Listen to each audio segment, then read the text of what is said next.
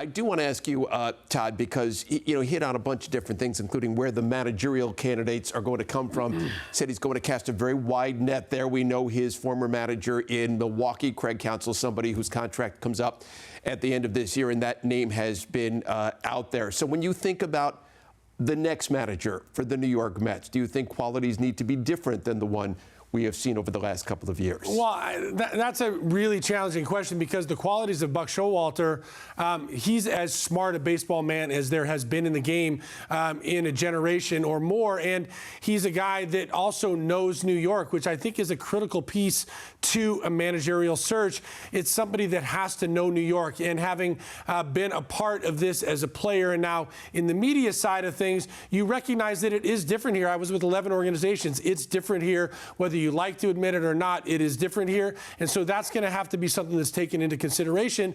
But look, Buck Showalter, and he said it in the onset, is a great baseball man. He's got great respect for him, and but at the same time, he's coming in here with an opportunity to make his own mark on this organization, an organization that he grew up loving and cheering for, and so he's going to cast that wide net. I do believe that he will do that, and he's going to find the guy that he thinks fits not only with the Mets winning, trajectory, but also with his own philosophies in the game, so that is somebody that he can communicate with and have comfort with as a guy that he knows. And it's going to be a balance. He's definitely a guy that's a balanced, analytical guy, but it's going to be somebody that he has a comfort with in being able to impart some of their philosophy, his philosophy as an organizational philosophy that leads down to the guys making the decision on the field. There's got to be alignment, is what you're saying, from the top down to the field. Go ahead, Andy. Yeah, just to drill down a little further, Todd, you used the phrase wide net. Stearns used the phrase wide net.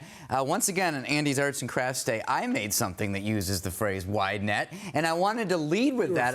You were first, Andy. Yeah. I was first with wide net. We made this at about 10 o'clock this morning. But talk about alignment. Clearly, that is the reality here of how they're looking at it, and the reason that wide net is to the far left of that graphic is because he's the leading candidate right now. I want that to be clear, and the reason I'm making a point of that is there's a couple people on this board, the first three, that have been widely speculated. Beltran for years, Eric Chavez since Billy Epler's really helped advance him and had that great relationship with him over the course of two organizations, and Craig Counsell, who people in New York won't stop talking about.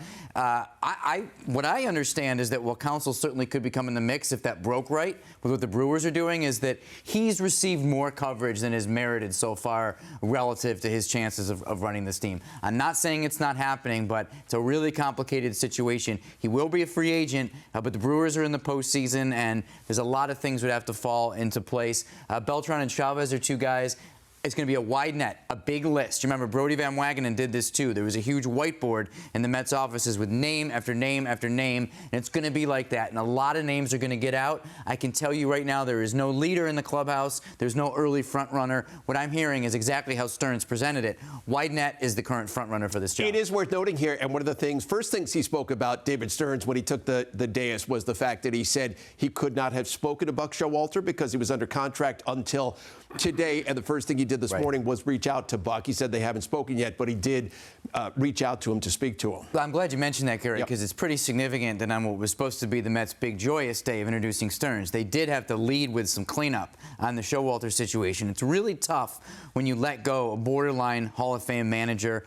Obviously, the timing and the mechanics of it are very awkward, so it was good of them to circle back and be complimentary to Buck. I'm sure that's cold comfort to Buck, who is a borderline Hall of Fame manager who's out of a job. But this was, we're not going to ignore, of course, and we're not ignoring right now. This is the big Mets story of the morning, and the back pages and whatnot was how that didn't go down exactly cleanly. So it's good that they cleaned it up.